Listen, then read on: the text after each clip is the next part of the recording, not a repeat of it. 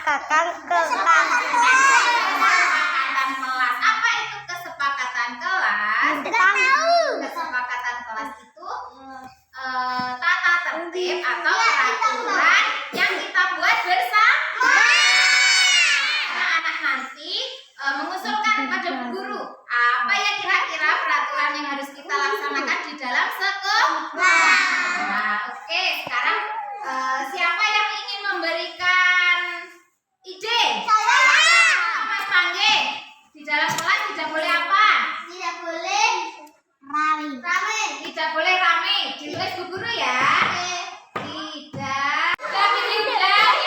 Tidak boleh nangis. Kesepakatan kelas. Diantaranya apa saja? Tidak boleh. Rame. Tidak boleh mengganggu. Berdoa sebelum dan sesudah melakukan kegiatan. Merapikan. Terus apalagi menjaga kebersihan. Tidak boleh bertengkar. Bertengkar. Kalau keluar minta izin. Kalau guru menerangkan anak-anak mendengar. Kita lakukan dengan sebaik-baik. Dengan sebaik-baiknya. Ya. Kita taati. Ya tepat. Kelas ini, oke?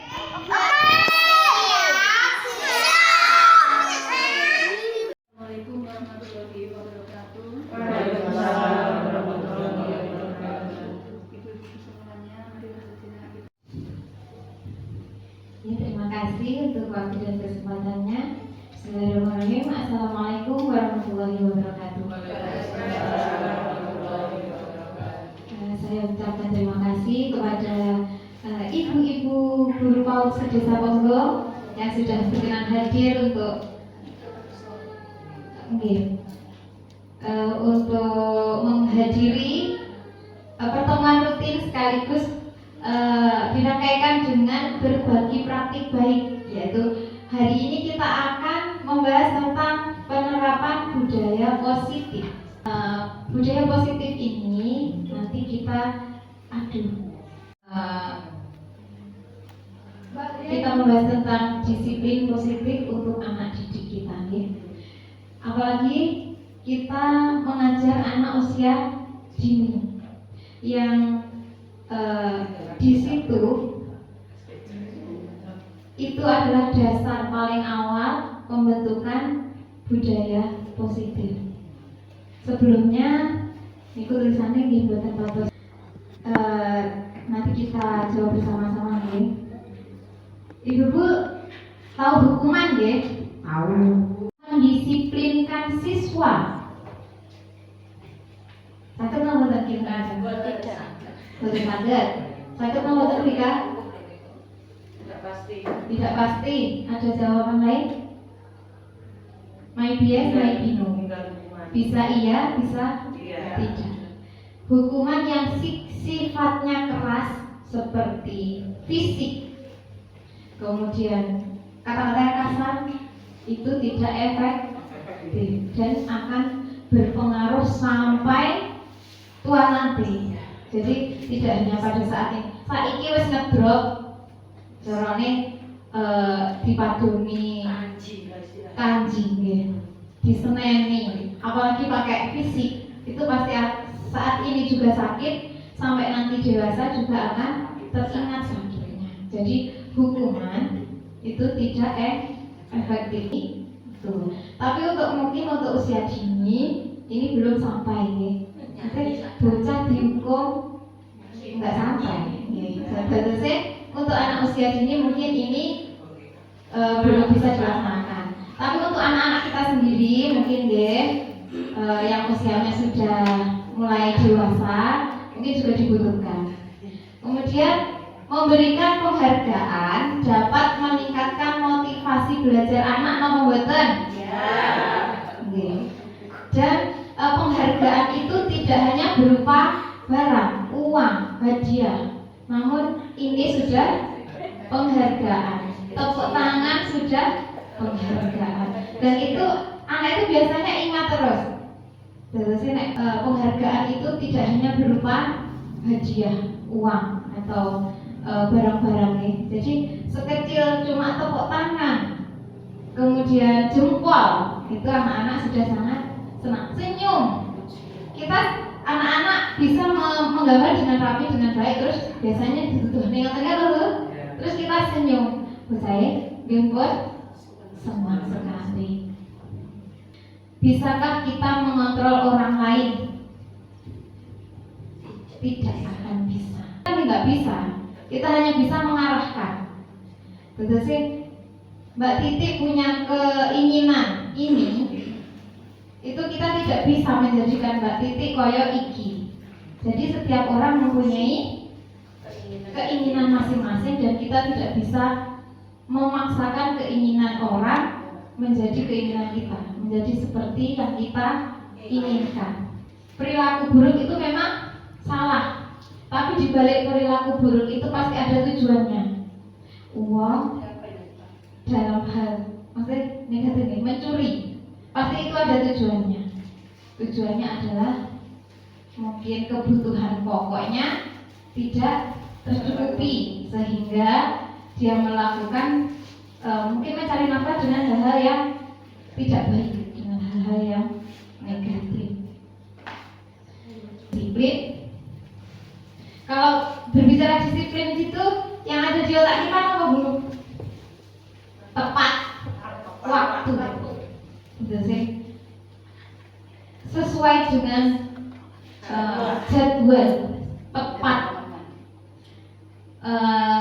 Disiplin di sini. Di Indonesia itu disiplin merupakan budaya kita, budaya yang sudah melekat. Dan makna disiplin ini sekarang menjadi sesuatu yang dilakukan seseorang pada orang lain untuk mendapatkan kepatuhan. Jadi kita bisa lewat eksternal dari luar, kemudian internal juga bisa itu dari dalam diri kita sendiri. Kalau internal itu kita sudah corone wis duwe atine awake wis oh iya kewajibanku ngene. Berarti sudah ditanamkan dalam hati. Kita berangkat sekolah tepat waktu tanpa disuruh. Itu umpamane contohnya ya. Itu dengan kesadaran kita sendiri. Berarti itu motivasi dari dalam, dari internal. Awake dhewe wis oh iya, kewajibanku budaya ini jam 7 jam 7 harus berangkat. Itu sesuai dengan hati kita, internal dari dalam. Tapi kalau untuk yang eksternal itu contohnya dari atasan, kayak peraturan kudu budal jam 7, nek orang kok entuk sanksi. Itu contoh pendisiplinan dari luar. Jadi kita butuh dibantu orang lain untuk biar kita menjadi disiplin. Anak-anak juga akan di dalamnya itu ingat bu guru budaya esok berarti aku harus lebih pagi. Ada motivasi dari dalam tadi ya. Terus biasanya juga selain dari anaknya, kalau anak usia PAUD itu juga dari orang tuanya. Atau datang terlambat itu kan bukan murni kesalahan anak, oke? Jadi yang punya restitusi.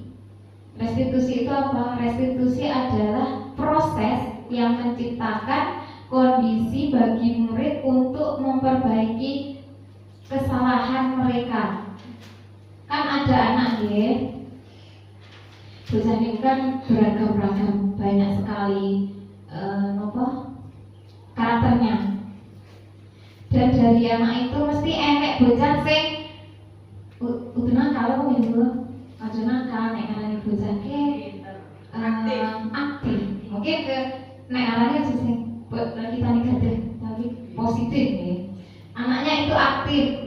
Jadi nek kancane sinau ganggu, kancane bermain direbut. Nggih. Seperti itu kesalahan. Oke, tapi kita harus mengingat anak itu juga salah. Dan yang bocah ini perwayan dolanan di tome wae ngantek sampeyan ora bakal ngerti nek itu tidak benar. Terus ini wow, lumayan terus. Dan dengan kesalahan itu, kalau kita pakai restitusi, itu bisa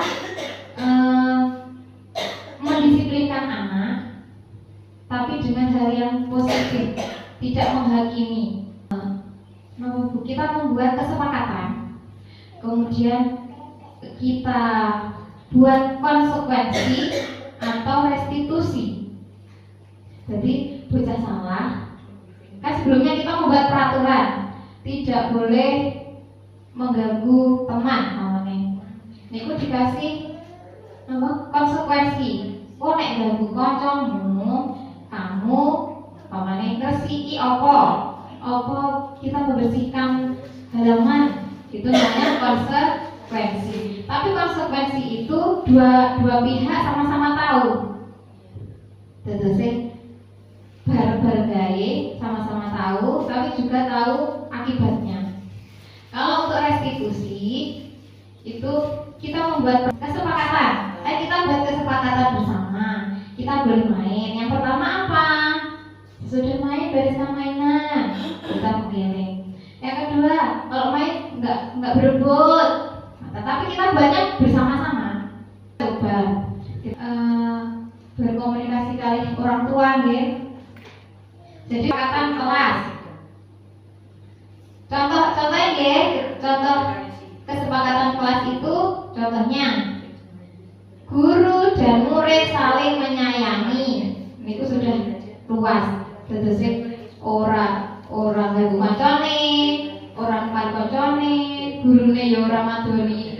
Madoni ke ora mengingatkan memarahi. Polahane kaya mbok nakal, ya ora nakal mesti aktif. Itu ternyata hanya butuh perhatian kita. Nek seandainya ditelisik kok ternyata kebutuhan anak itu ingin mendapatkan kasih sayang dari kita. Ini kebutuhan dasar manusia itu ada 5. Kebutuhan hidup, penguasaan, kasih sayang, kesenangan, dan kebebasan. Dan apa yang kita lakukan, hal yang kita lakukan itu sebenarnya tujuannya itu ada 5 itu. Ada kerja, mesti tujuannya untuk mendapatkan uang. Kita tamasya, seneng-seneng, band, mendapatkan kesenangan. Kita niki ada posisi kontrol untuk mendisiplinkan anak. Yang pertama jadi penghukum. Penghukum pun benar salah ya. Hukum ke ucapannya saja sudah kasar. Pamane bocah datang terlambat. Atau membuat orang merasa bersalah. Biasanya kata-kata ini, ojo ngono ya ora mesakne karo bu guru. Niku kok anake, oh iya, nek ngene bu guruku kok piye? Mesaknya bu guru. Nek pas bu gurunya enggak ada, dia melakukan kesalahan. Kemudian teman, kita memposisikan diri sebagai teman. Jadi nek ada masalah, awake dhewe jagongane kaya kanca. Ojo ngono.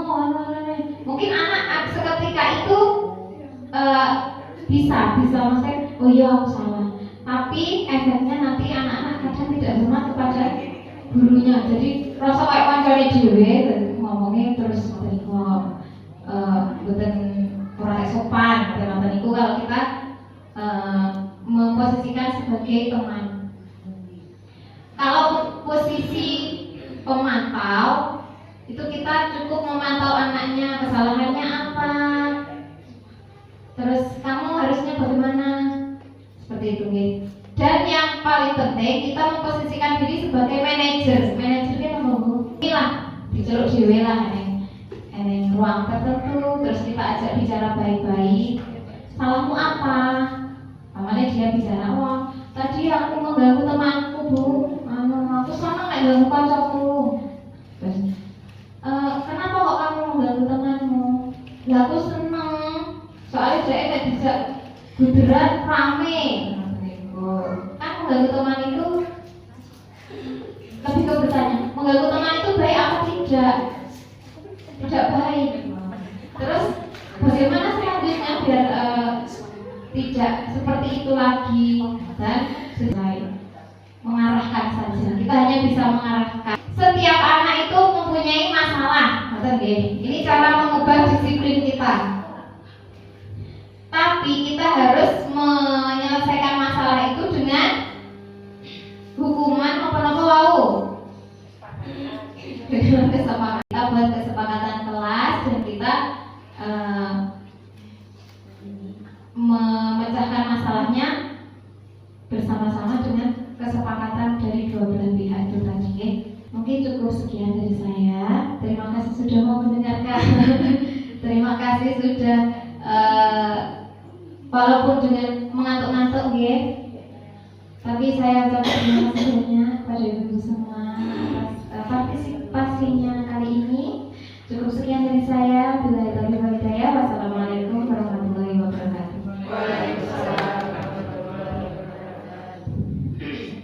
Waktu kami kembalikan kepada MC. Terima kasih Bu Dita atas ilmunya.